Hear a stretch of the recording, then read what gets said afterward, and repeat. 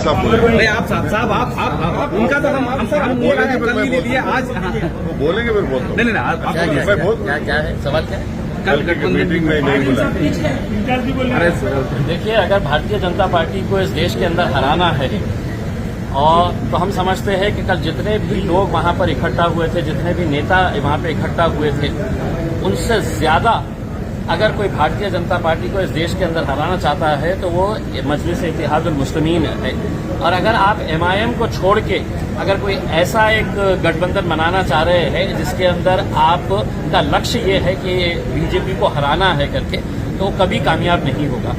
तो हम तो ये चाह रहे हैं कि भारतीय जनता पार्टी को हराने के लिए आप हमें क्यों नजरअंदाज कर रहे हैं? अगर आप ये मानते हैं, आपको मालूम है अच्छी तरीके से, एक बहुत बड़ा तबका जो है वो बैरिस्टर असदुद्दीन अवैसी साहब को मानने वाला है, कई राज्यों के अंदर मानने वाला है, तो आप इन्हें नजरअंदाज करके कहीं न कहीं आप अपने उस मकसद को कमजोर कर रहे हैं। आप बुलाइए हमें, हम आने के लिए तैयार हैं। अच्छा अभी और आपने वो भी साहब आप बताइए कि जैसे अभी इम्तियाज सर ने बोला है कि हमें बुलाइए, तो बुलाने के बाद अब मेरे बाजू खड़े रहे कि इम्तियाज साहब बोले बात से अब क्या है? तो आपकी राय बताइए सर। राय क्या है भाई?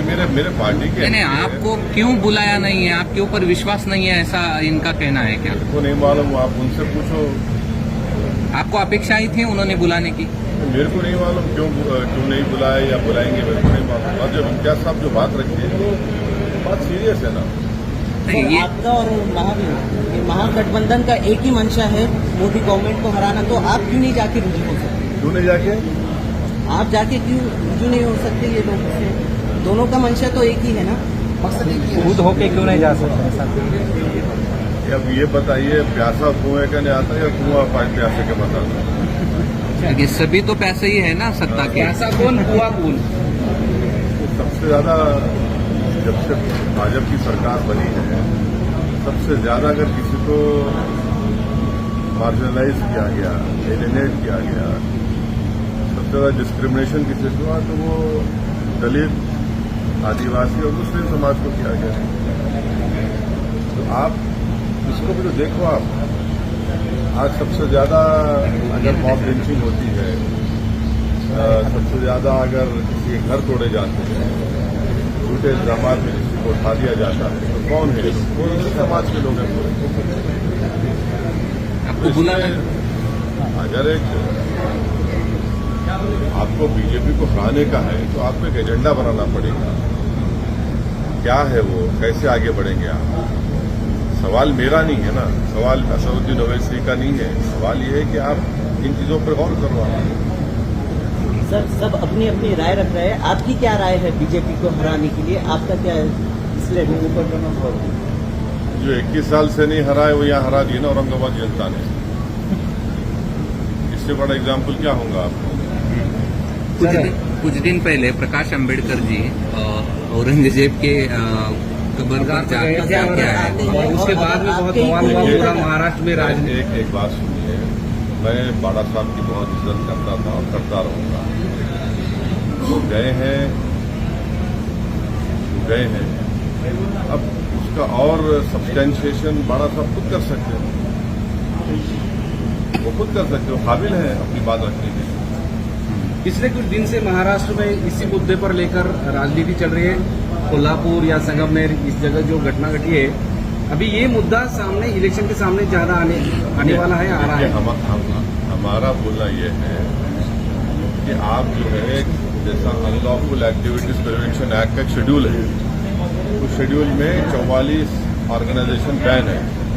तो हम इन तमाम लोगों से अपील कर रहे हैं कि भैया आप सत्ता में हैं, आप लोग फोटोज पे भी एक लिस्ट बना दो।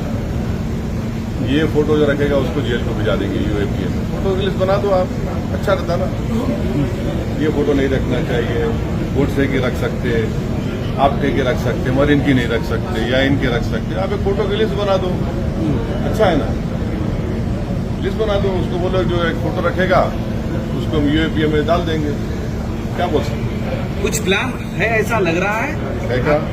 ये सब चल रहा है तो इलेक्शन के सामने हमारा मानना ये है कि सब तमाम चीजें जो हो रही है, हम महाराष्ट्र की पुलिस डिपार्टमेंट से महाराष्ट्र की ब्यूरोक्रेसी से अपील कर रहे हैं कि आप महाराष्ट्र में लॉ एंड ऑर्डर स्थिति को बिगड़ने से बचाइए।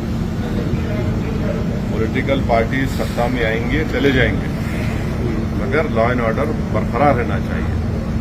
जो डेलिब्रेट तरीके से इस तरह से हरकतें की जा रही हैं, ठीक नहीं है महाराष्ट्र के लिए। अगर तुम्हारे मित्र केसीआर बीआरएस में आने के लिए महाराष्ट्र में बीजेपी और कुछ बड़े नेताओं को ऑफर कर रहे हैं। अभी नाम आया है कि पंकजा मुंडे जो बीजेपी सीनियर लीडर है, उनको भी आइए, हम आपको मुख्यमंत्री का उम्मीदवार बनाएंगे, ऐसे ऑफर है। पंकजा मुंडे को तो 2 साल पहले इम्तियाज साहब बोले थे, 2 साल पहले बोले थे उनको, वो समझ रहे नहीं उन्होंने। 2 साल पहले इम्तियाज साहब जो है, अब बाज लोग जो है हवा को सूंघ के बोलते बारिश हो रही। इम्तियाज साहब पहले ही बोलते देखो ऐसा होने वाला है। 2 साल पहले ही इम्तियाज साहब बोले थे उनको। आप खुद कैरी कर रहे थे ना उसको, वो उनको सोचना चाहिए। अब कोई भी अपनी पार्टी को आगे बढ़ा सकता है, ये तो उनका डेमोक्रेटिक राइट है। आप भी बुलाएंगे सीएम के उम्मीदवार बोल के उनका नाम? किनको? पंकजा ताई। अरे भाई 2 साल पहले इम्तियाज साहब उनको बोल चुके हैं ना। 2 साल से इम्तियाज साहब उनको बोल रहे हैं कि समझो बात को। मिले भी ना उनसे एक मरतबा, मिलके भी बात की है। अच्छा, मिलने के बाद कुछ क्या बोले? वो डिटेल ये बोले। जो हज के लिए गए हैं उन्हें काफी सारी परेशानी हो रही है, लेकिन मरकजी हुकूमत इसे नजरअंदाज कर रही है। बिल्कुल, हज कमेटी के इंतजाम बहुत बदतरीन हुए हैं। हज कमेटी के इंतजाम सबसे खराब हुए हैं, और ऐसा कभी माजी में ऐसा कभी नहीं हुआ है कि हाजी जाकर परेशान है और हाजी की लिफ्ट जिस होटल में या जिस बिल्डिंग में खड़ा गया, लिफ्ट गिर जाती है और दूर दूर खड़ा कर दिया गया। ये बात सबको मालूम कि जितने हाजी भारत से जाते हैं उससे ज्यादा ज़ईफ बुजुर्ग लोग होते हैं, उनको अब दूर दूर खड़ा कर दिए। और ये जो अगर कोई औरंगाबाद से जाएगा या कोई दूसरे शहर से जाएगा तो उससे आप 70,000 80,000 बढ़ के ले रहे। किस बात के ले रहे हैं आप? क्यों ले रहे हैं आप? आप तो बड़ा बात करें कि वो हम पैसे कम, कहाँ पैसे कम कर दिए? आप तो ये तो पैसे इजाफा कर दिए उसमें। और जो प्राइवेट हज ऑपरेटर्स हैं उनको कोर्ट को जाना पड़ा, कोर्ट को जाकर जा रहे हैं वो लोग। तो इस साल बहुत ही गलत इंतजाम हुआ। हम तो इस मोदी सरकार से अपील करते हैं कि इसका जायजा लें, ये क्यों हुआ, ये हज का इंतजाम इतना खराब क्यों हुआ, मतलब तब प्रोब होनी चाहिए इसके ऊपर। बीआरएस, अभी आखिरी सवाल है। बीआरएस और आपका भी पक्ष दोनों का भी मतलब बाहर से ही है, मतलब दोनों भी महाराष्ट्र के बाहर का पक्ष है, दोनों भी एमआईएम और वो एमआईएम का यहाँ अच्छी तरह से एक खासदार और कुछ नगर सेवक भी है, दोनों का इकट्ठा आकर विधायक भी है। हाँ, तो 2 विधायक में तो इकट्ठा आकर कुछ सोच है आपकी कि महाराष्ट्र में राजनीति का दोनों इकट्ठा एक साथ आकर कुछ आगे बढ़े? अभी तक तो ऐसा कोई बात नहीं। सर, अमेरिका दौरे पर आप बोलो देना, प्रधानमंत्री के अमेरिका बोलो देना। उस पर क्या कहना है? प्रधानमंत्री अमेरिका गए, हम भी चाहते हैं कि भारत और अमेरिका के ताल्लुकात में और अच्छा और मजबूत हो, अच्छे हो, और भारत अमेरिका के ताल्लुकात में बेहतरी के लिए H1 जो हमारे वीज़ा है स्टूडेंट का वो ज़्यादा रुका हुआ है, वो जल्दी हल हो।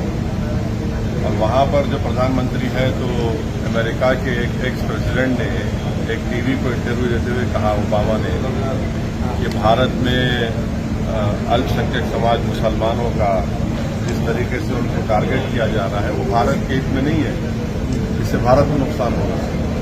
तो ये वो बराक ओबामा है जिसको हमारे देश के वज़ीर आज़म प्रधानमंत्री ने वो फेमस सूट पहना था जिस पर उनका नाम लिखा हुआ था, अपने हाथों से चाय पिलाई, और वो खुद आज ये बात कह रहे हैं।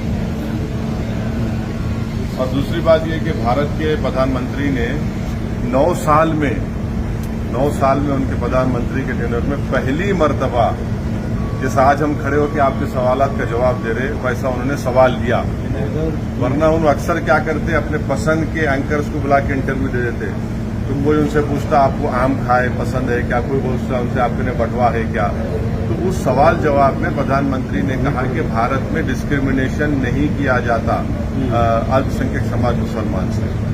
तो हम भारत के प्रधानमंत्री अभी तो फॉरेन टूर पर हैं, वो मन नहीं उस पर तबसरा करना चाहिए, मगर मैं कर रहा हूँ क्योंकि मणिपुर में 300 चर्चेज को जला दिया गया, वो डिस्क्रिमिनेशन नहीं है। मणिपुर में पुलिस एकेडमी से 50,000 से ज्यादा एमुनेशन गोलियां चोरी हो गई, 4,000 ज्यादा हथियार लूट के लेकर चले गए। वो डिस्क्रिमिनेशन है। क्या डिस्क्रिमिनेशन नहीं है कि CAA का कानून मोदी सरकार ने बनाया सिर्फ रिलीजन की बुनियाद पर डिस्क्रिमिनेशन की निशानी है। तीसरा डिस्क्रिमिनेशन की निशानी ये है कि आपने मौलाना आजाद फेलोशिप को बंद कर दिया। हमारे अल्पसंख्यक समाज के बच्चे अपना फेलोशिप कर पाएंगे, न PhD कर पाएंगे। आपने प्री मैट्रिक स्कॉलरशिप को रेस्ट्रिक्ट कर दिया और गौ रक्षक जिसको चाहे पकड़ते हैं, जिसको चाहे मार देते हैं। वो डिस्क्रिमिनेशन नहीं है क्या? ये डिस्क्रिमिनेशन है यहाँ पर। ये सबका साथ, सबका विश्वास, सबका विकास, सबका प्रयास, ये बहुत अच्छा है, डायलॉग अच्छा है, मगर जमीन पर तो कुछ दिखता ही नहीं है ना। और फिर डिस्क्रिमिनेशन की मिसाल सबसे बड़ी है कि बीजेपी के पास 300 MP है, एक मुसलमान MP नहीं है, एक मुस्लिम मिनिस्टर नहीं है।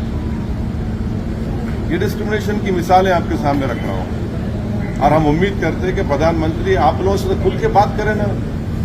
ऐसा एक ओपन प्रेस कॉन्फ्रेंस प्रधानमंत्री कर लें दिल्ली में, एक 50-60 जर्नलिस्ट को बुलाकर तुमको जो पूछना है पूछो प्यारे, दिल खोल के पूछो, मैं आज जवाब दूंगा। विदेश में जाकर देते हैं, यहाँ देने, भारत में देने से उनको इतना क्यों पीछे हट जाते हैं? जिस तरह सर, सेंट्रल जांच एजेंसियों की कार्रवाई हो रही है, उस पर क्या कहना है सर? हो रही है जांच, क्या बोल सकते हैं, सब देख रहे हैं। नहीं, चलिए, सर